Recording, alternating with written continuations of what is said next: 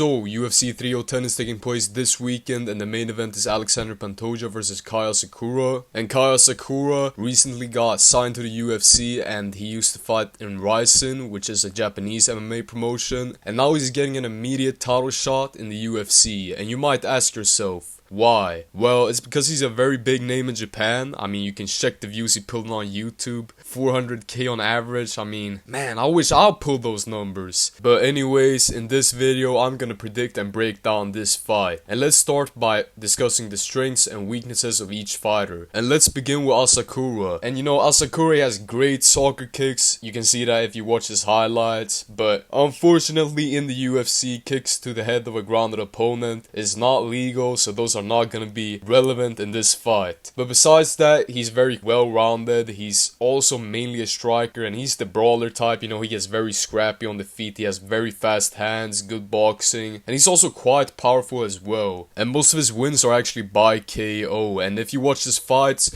you will pretty quickly figure out that he's also pretty tough. I mean, he can get caught in an exchange and still just push forward and throw back anyways. And I think that's a very good thing to have if you're a brawler on the feet. Now, he's also very well-rounded, as I mentioned earlier, so he doesn't have any giant weaknesses, but he seems to have a problem with pressure fighters in general. Like, if you pressure him, he will very quickly back off, and he doesn't use a whole lot of circular movement. Now, Pantoja, on the other hand, is mainly a grappler. He has great submission ability, good control on the ground, and he keeps a very high pace on the feet as well, despite not being the best striker in the world. He also has very good pressure. You know, he keeps pushing forward in order to get those takedowns. And on top of that, he has a very good chin as well. I mean, Usyk was hitting him with clean shots on the shin, but he was still just taking him like nothing. But his biggest weakness, of course, is that he's very hittable. He rushes in with flurries, which makes him very open for counters. And he's also extremely limited on the feet. He basically only has that flurry where he rushes in and just throws punches. He just can't get down technically like that. And another weakness is that he slows down a lot, but so does his opponent, so I don't really know if you can call that a weakness. But that said, time to go over some of the win conditions for each fighter. And we'll start off with Asakura. And Asakura is obviously gonna want to make use of those brutal soccer kicks that he has. Nah, I'm joking, but he is gonna want to keep this fight on the feet. And in order to do that, he is gonna have to use a lot of circular movement in order to not end up with his back against the cage, which will make it significantly easier for Pantoja to get the takedowns. And when Pantoja rushes him with his flurries, Asakura is just gonna want to put his head off the center line and fire off a right straight counter, because that could actually cause major damage to Pantoja, because he's gonna be rushing into the punch. It's gonna do double damage. But he's mainly gonna want to keep this fight standing, because Pantoja is not as good on the feet as Asakura, and Pantoja's best weapon is the grappling, so we'd be very dumb to like shoot takedowns on Pantoja. But Pantoja, on the other hand, is gonna want to get this fight to the ground. He's gonna want to neutralize Asakura's weapons and also potentially submit Asakura on the ground. And on the feet, he's also gonna want to push a high pace. You know, as I said earlier, Asakura uses a lot of linear movement. He's only gonna back up if Pantoja pressures him. That's gonna make it easier for him to get the takedowns. And he's also not gonna want to be too reckless in the exchanges, because Asakura actually has very good power, and if he hits Pantoja clean, he could definitely put him out. Now, when it comes to predicting this fight, it's very hard to know just how good Asakura is. You know, he fought in another organization, which I'm not very familiar with. You know, I've seen a couple fights over there, but in general, I don't follow it at all, so I actually don't know how good his competition is, but I imagine that in general, the fighters in Ryzen are not on the same levels as UFC fighters. I know, crazy take, guys. I know.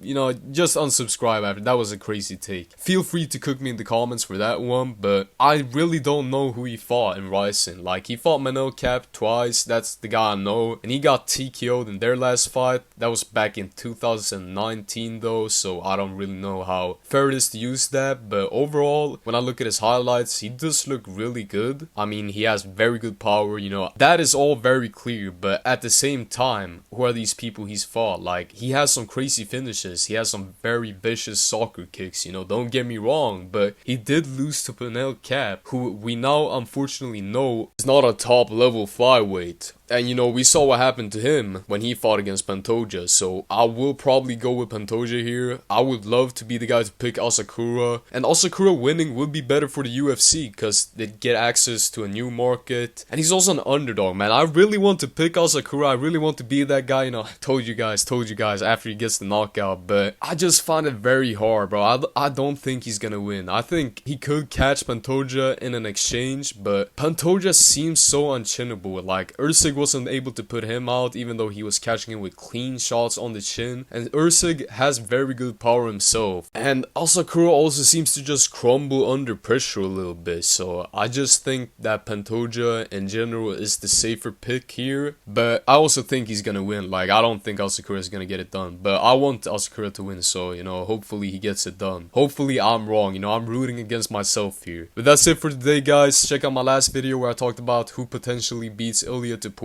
Anyways, thanks for watching, subscribe and leave a like if you enjoyed the video. So who do you think is gonna win? Alexander Pantoja or Kai Asakura? Let me know, and I'll see you all in the next one. Goodbye.